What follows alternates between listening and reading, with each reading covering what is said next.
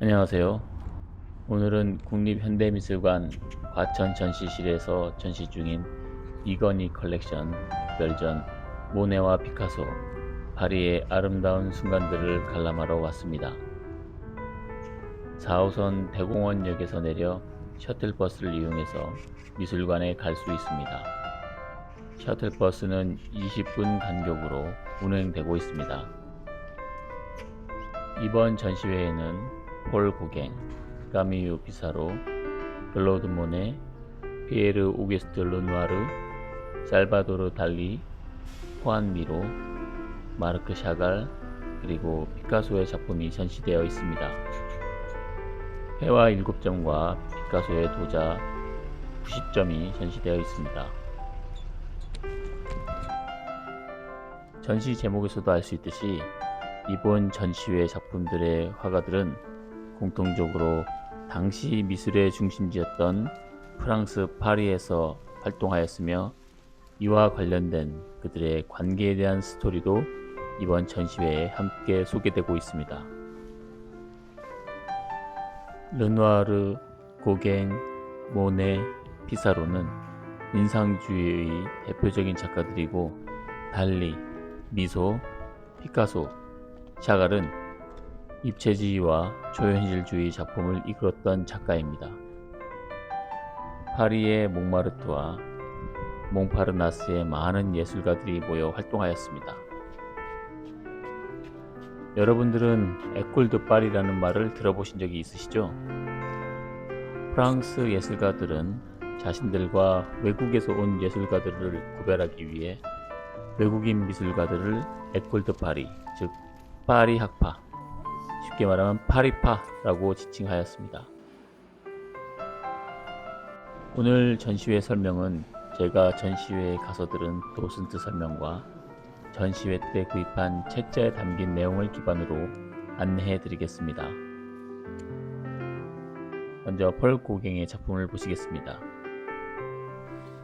휴대용 튜브 물감이 발명되면서 휴대성이 높아져 작가들은 야외에 나가 그림 그리는 일이 많아졌고 자연스럽게 햇빛의 변화에 따라 자연의 색채가 달라 보이는 것을 관찰하게 되었습니다. 인상주의의 시작이 되는 계기가 바로 이때입니다. 시간이 지남으로 인해서 그 색채가 변하기 전에 그 순간을 빨리 그리고 싶었기에 연필로 그리는 밑그림을 생략하고 바로 캔버스에 물감을 찍어서 그렸는데 이를 점묘 기법이라고 합니다. 점묘 기법에서는 두껍게 물감이 묻어나기 때문에 질감이 풍부한 장점이 있습니다. 인상주의 예술가들이 이런 기법을 많이 사용하게 되었습니다.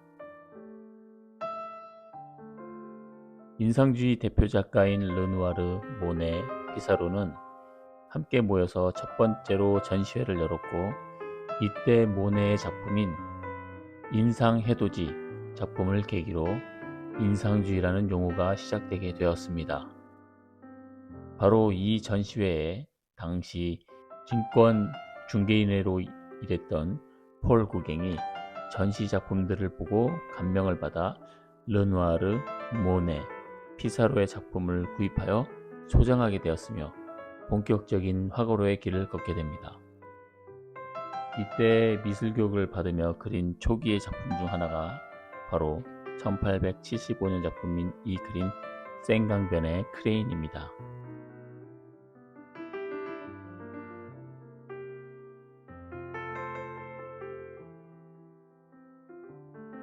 다음은 카미유 피사로의 작품을 보시겠습니다. 이 작품은 카미유 피사로의 퐁트아주 곡물 시장입니다. 이 그림은 인상주의파의 화법인 점모 기법으로 그려졌습니다. 피사로가 즐겨 그렸던 그림의 주제는 파리 인근의 풍경과 농민 생활 그리고 시장에서의 사람들 모습이었습니다. 바로 앞작품의 작가인 폴 고갱은 이런 피사로의 그림에 매료되었습니다. 피사로는 후배 작가들을 적극적으로 지원하였는데 이때 피사로는 고갱을 퐁투아즈로 초대하였고 이를 계기로 고갱은 거처를 이곳 퐁투아지로 옮겨 피사로로부터 그림 지도를 받게 됩니다. 피사로의 지도로 고갱은 후기 인상주의 미술의 거장이 되는 출발점을 맞이하게 되었다고 합니다. 피사로는 그 외에도 고갱, 반 고흐, 앙리 마티스, 폴 세잔이 거장이 될 수 있도록 발판을 마련해준 스승이었습니다. 세 번째로 보실 작품은 클로드 모네의 작품입니다. 모네는 하나의 주제로 그림을 연작하여 다수 그렸습니다. 그는 1890년 파리 근교에 집을 구해 정원과 연못을 가꾸면서 연작 그림을 그렸는데, 그때 당시의 작품 중 하나가 수련을 주제로 한 연작이었으며, 지금 보시는 수련이 있는 연못이 그 연작 중 하나입니다. 모네는 40년간 약 250여 점의 연작을 그렸다고 합니다. 이 작품을 보면 물, 수련, 그리고 물에 비친 하늘의 모습이 담겨 있습니다. 모네는 대상을 평면적으로 그리는 것을 탐구하였습니다. 이 그림을 보면 왼쪽에는 수면에 비친 구름이 보이고, 오른쪽에는 수련들과 수련잎들이 떠 있고, 그 외에는 연못 인근의 나뭇잎과 나무 그림자들이 물에 비쳐 있는 모습입니다. 이 모든 것이 평면처럼 보이도록 하였고 흐릿하게 그려져 있는데, 이것은 모네가 백내장으로 시력이 나빠져 그렇다는 설도 있습니다. 모네의 수련 연작은 추상미술의 출발점이라는 평가를 받고 있다고 합니다. 그는 말년에 남태평양의 타히티로 건너가 살면서 작품 활동을 이어나갔습니다. 네 번째는 피에르 오기스트 르누아르 작품입니다. 이 작품 속 여주인공인 앙트레는 1915년부터 르누아르 그림에 자주 등장합니다. 르누아르는 도자기 그림 공방에서 13살 때부터 그림을 시작했습니다. 인상주의파였으나 1881년 이탈리아 여행 중에 르네상스 미술을 접하고 그림의 대상을 사실적으로 묘사하는 고전적인 회화를 주려 그렸는데, 이 작품도 그 중에 하나입니다. 이 작품은 르누아르가 사망하기 1년 전에 제작된 작품이며, 여성을 입체적으로 묘사하는 고전적인 기법을 따르면서도 대상을 빠르게 포착해 그린 듯 느껴지는 자유분방한 필체를 통해서 인상주의의 영향을 고스란히 보여준다고 합니다. 다섯 번째 작품은 살바도르 달리의 작품입니다. 살바도르 달리는 1926년 피카소를 만나기 위해 처음으로 파리에 왔고, 이때 호안 미로의 소개로 피카소를 만나게 됩니다. 이 작품의 이름은 켄타우로스 가족입니다. 이 작품에는 그리스 신화에 등장하는 반인, 반마, 반은 사람이고 반은 말인 종족인 켄타우로스와 이들의 몸, 즉 뱃속에 있는 유관왕에서 아기들이 빠져나오는 순간이 묘사되어 있습니다. 초현실주의 미술의 특징을 잘 보여주는 작품이라고 합니다. 살바도르 달리는 어머니의 자궁에서 분리되는 순간 인간이 최초의 정신적 고통을 겪게 된다는 정신분석학 이론에 심취했고, 이 때문에 자궁과 비슷하면서도 언제든 그 안에서 다시 들어갈 수 있는 유관왕을 가진 켄타우로스 종족을 부러워했다고 합니다. 꿈과 무의식, 때로는 정신착란의 상태에서 본 기이한 풍경들을 마치 실제하는 것처럼 사실적으로 그린 것이 바로 살바도르 달리 작품의 특징입니다. 여섯 번째는 호안 미로의 작품입니다. 호안 미로도 피카소와 같은 스페인 출신입니다. 미로의 작품을 처음으로 구매한 사람이 피카소입니다. 가난했던 미로의 작품을 사주고 계속해서 작품 활동을 할 수 있도록 지원해 주었다고 하며, 두 사람은 친구이자 동료로서의 관계를 잘 유지했다고 합니다. 살바도르 달리는 피카소를 만나기 위해서 1926년에 처음 파리를 찾았습니다. 이때 살바도르 달리에게 피카소를 소개해주고 2년 후에는 초현실주의 작가들과 만남을 주선해주며 미래의 초현실주의 거장이 된 살바도르 달리의 등장을 가능하게 한 이가 바로 호안 미로였습니다. 일곱 번째 작품은 샤갈의 작품입니다. 샤갈은 러시아 출신 화가입니다. 샤갈의 작품은 꿈과 환상의 세계를 다루지만 그의 인상은 그다지 평탄치 못했습니다. 1910년 러시아에서 파리로 처음 왔으며 제1차 세계대전과 뒤이은 러시아 혁명을 겪은 뒤 1923년 파리로 돌아왔지만 10여 년 뒤인 제2차 세계대전이 발발하면서 나치의 박해를 피해 미국으로 피신합니다. 전쟁이 끝난 후 파리로 돌아와 몽환적이고 아름다운 삶의 순간을 노래하는 작품을 제작했다고 합니다. 샤갈은 피카소를 2차 대전 이후 피카소의 도자 작업실이 있던 남프랑스에서 만나게 됩니다. 이 이야기를 좀 더 자세히 이야기해 보면 제1차 세계대전의 발발과 뒤이은 러시아 혁명의 여파로 샤갈은 10년여간 고향에 머무르게 되는데 피카소를 만나지 못한 채 파리를 떠나게 된 그 아쉬움을 달래고자 1914년에는 피카소를 생각하며라는 작품을 그리기도 했습니다. 샤갈은 유태인이었는데 제2차 세계대전 기간 동안 나치의 박해를 피해서 미국에 체류했습니다. 이 시기에 피카소에게 보낸 편지가 있었고 이 덕에 두 사람은 전쟁 종료 후인 1940년대 말 드디어 만나게 됩니다. 이들이 만남이 이루어진 장소는 피카소가 도자기를 제작하던 남프랑스의 발로리스였습니다. 이 시기에 피카소는 도자기 작업에 많은 시간을 할애하고 있었기 때문에 샤갈이 직접 발로리스에 방문했고 두 사람은 피카소가 있었던 마두라 공방에서 함께 도자기를 만들면서 오랜 기다림 끝에 성사된 만남의 순간을 맞이했다고 합니다. 여덟 번째는 피카소의 작품들입니다.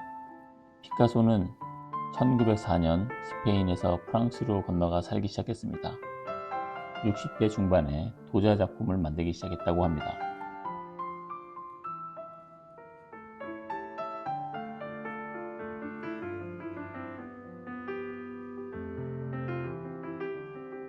도자 작품은 접시나 화병, 주전자와 같이 일상에서 사용하는 도자기들을 이용해 제작한 만큼 피카소에게 꽃이나 정물, 풍경은 도자에도 어울리는 소재로 인식되었다고 합니다. 정물을 주제로 한 작품 중에는 유약을 발라 반짝거리는 면과 상대적으로 거칠게 남아있는 면이 구분된 경우를 볼 수 있습니다. 방수성이 있는 파라핀을 바른 곳에 유약이 묻지 않는 속성을 이용해 제작한 작품에서 이와 같은 두 가지 효과가 공존하는 것을 발견할 수 있다고 합니다.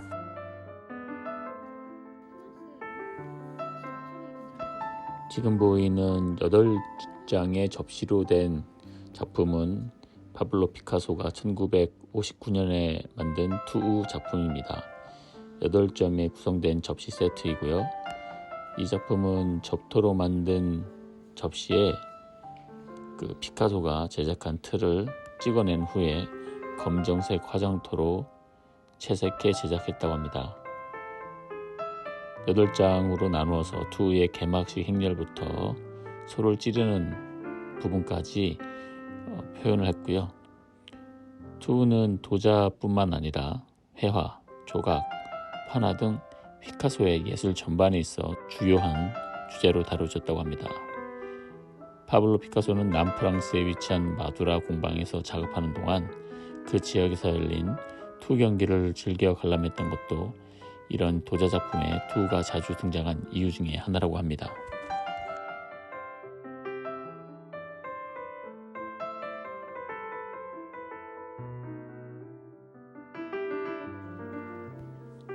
피카소는 1930년대부터 신화 속 인물들을 주제로 회화와 판화 작품을 제작했습니다.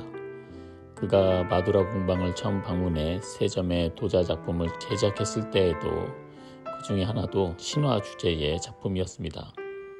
이후에도 피카소는 그리스 신화의 반인반마 종족인 켄타우로스를 주제로 한 작품이나 목신, 넵튠 등 신화 속의 주인공들을 주제로 한 도자 작품을 제작했습니다. 영상에서 보시는 것처럼 이 도자 뒤쪽에는 작품 번호들이 매겨져 있습니다.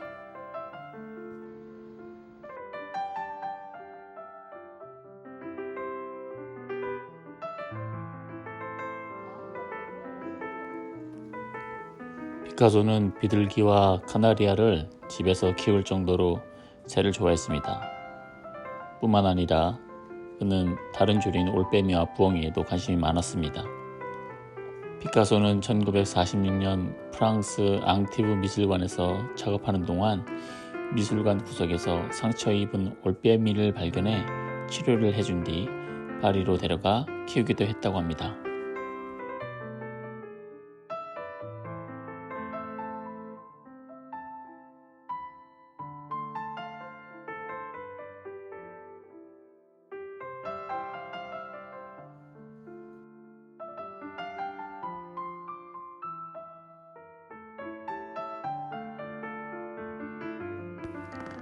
이제라페 자클린.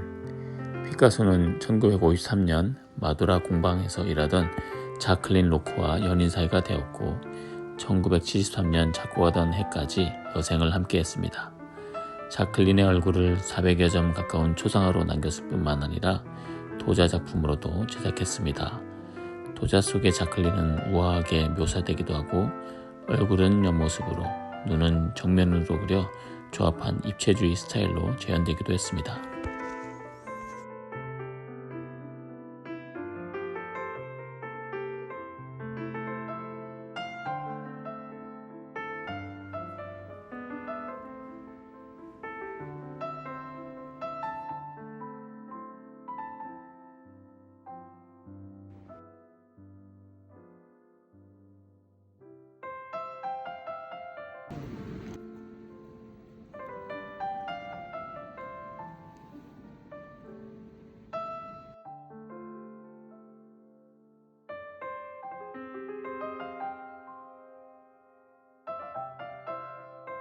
작품 뒷면에 새겨진 포아송 오리지널 드 피카소란 에디션 표기는 피카소의 원본 스탬프란 뜻입니다.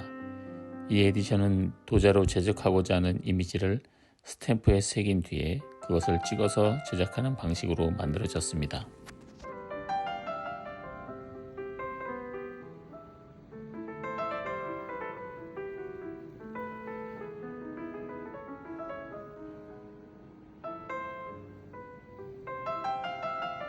피카소는 공연 무대 디자인에도 참여한 적이 있고 발레단의 해외 공연에 동행했을 정도로 발레와 춤의 세계에 매료됐다고 합니다.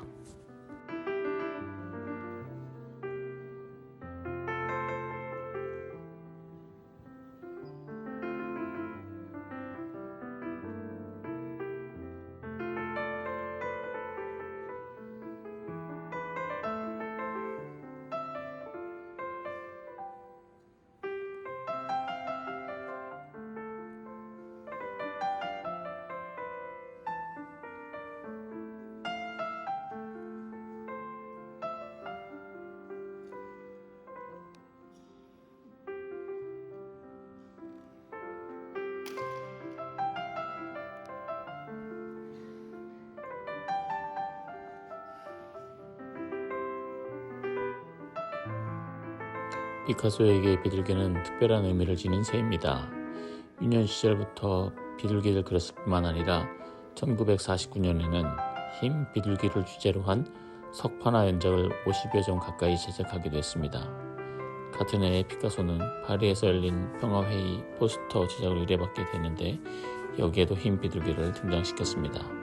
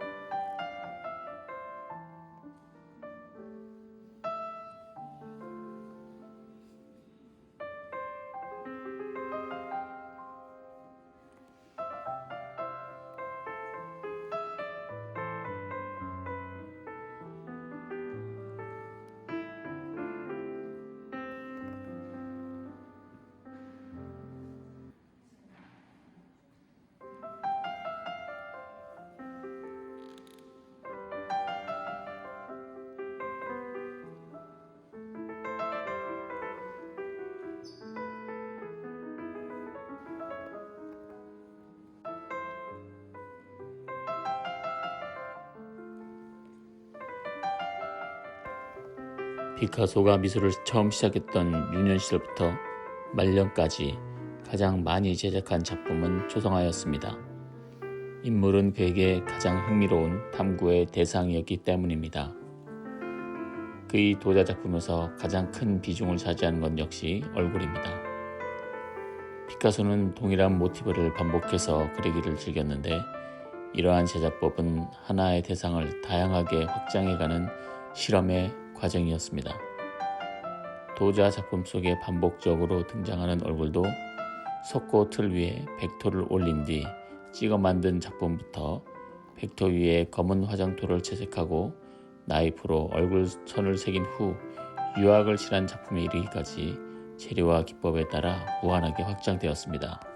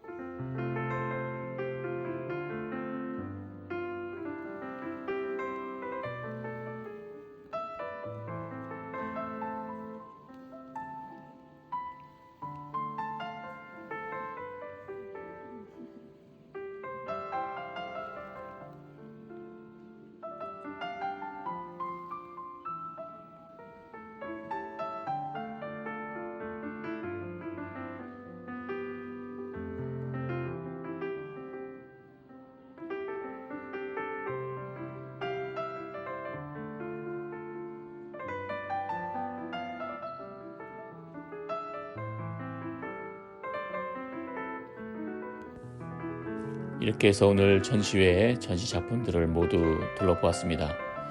그리고 여기는 전시회 끝나고 나서 기념품 파는 곳에서 몇 가지 그림과 그다음에 책자를 구입해서 왔습니다. 오늘 본 작품들을 머릿속에 더 기억하고 싶어서 샀고요. 이렇게 그 전시관에서 나와서 다시 이제 셔틀버스를 타고 집에 돌아왔습니다. 오늘 어떠셨습니까? 앞으로도 좋은 작품 있으면 여러분들께 소개시켜 드리도록 하겠습니다. 끝까지 시청해 주신 여러분 감사드립니다.